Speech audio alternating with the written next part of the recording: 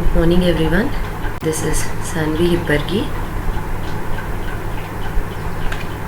Today we will discuss chapter 5 pointers and virtual functions. These are the points which we will cover in this chapter.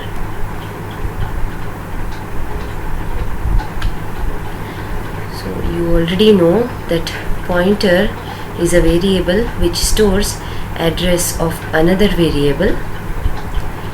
Here x is a variable whose address is 1000 and contents of x is 87.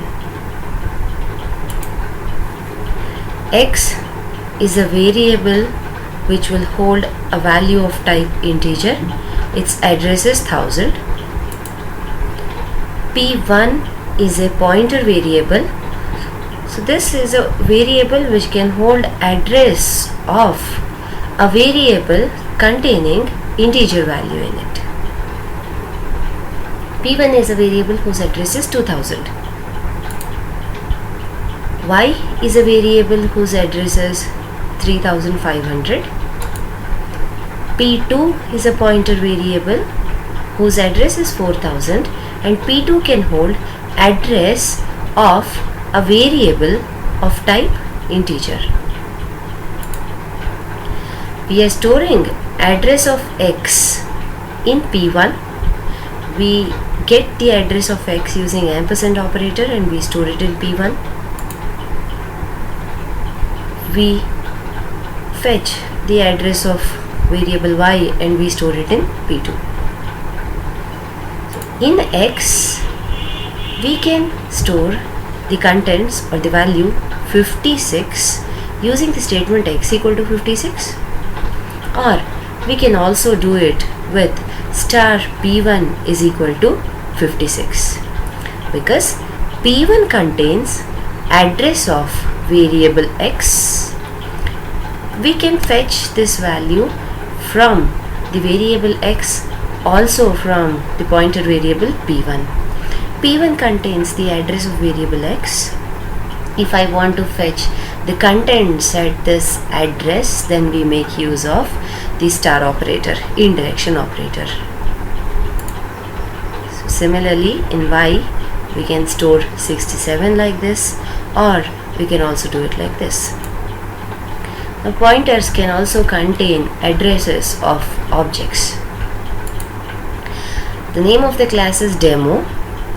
Inside the class, we have private data members code and price. Code is of type integer, price is of type float.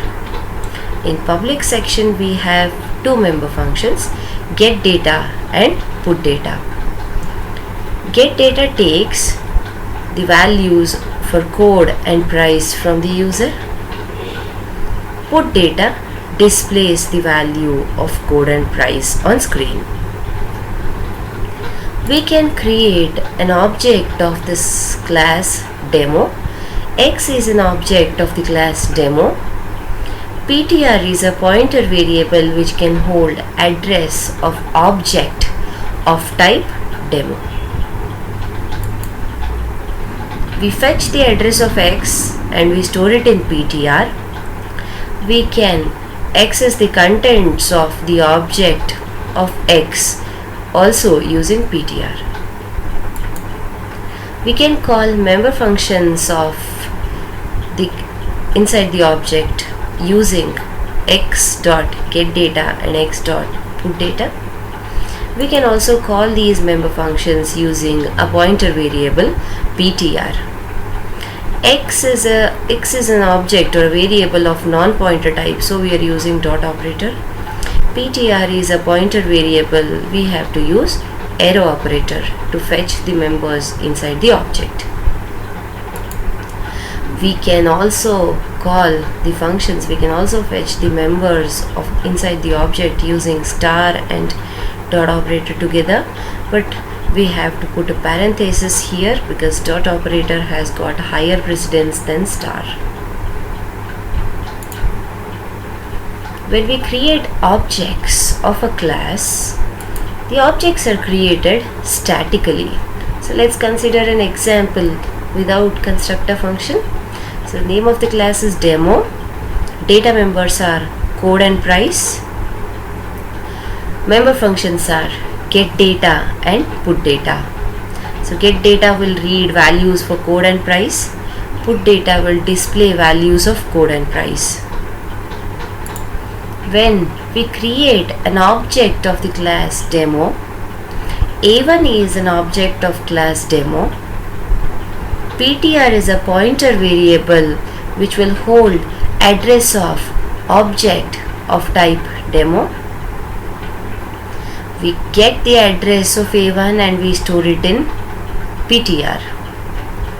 Then we are calling get data function to read the values for code and price for the object A1 using the pointer variable.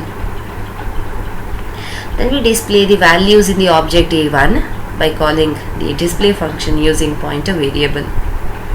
So in this example, when we create an object A1, now this object will be created at compile time. So memory is allocated for A1 statically.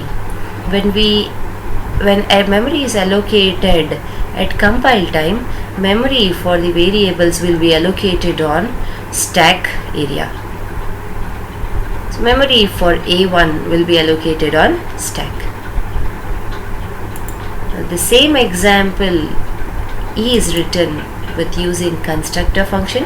In previous example, we had get data function to read the values of code and price.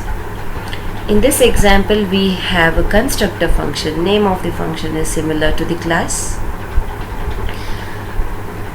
Rest of the class is similar to the previous one. Now, when we will be creating the object of class demo, A1 is an object of class demo, so automatically constructor function demo will be called for the object A1. The values of code and price will be read and they are stored in the object A1. We get the address of A1, we store it in a pointer variable PTR. We do not have any get data function here because instead of get data we are using the constructor function. So we directly display the values of code and price using a pointer variable. Now in this example, objects are created statically. We can also create these objects dynamically, which will be done at runtime. Now to do this, we make use of the operators new and delete. New is an operator which creates objects at runtime. When memory is allocated at runtime or dynamically, memory will always be allocated on heap. The syntax of using the new operator is given here. So new is an operator which allocates memory for a single object of the type class of this type. Its address will be assigned to the pointer variable whose type is class name. Delete, whenever we allocate memory using new operator, memory for the object will be allocated on heap. And delete is an operator which is used to delete memory allocated at runtime. If we want to deallocate this object which is created at runtime, then we make use of delete operator. Delete PTR. Then this pointer will be removed. This pointer will be freed.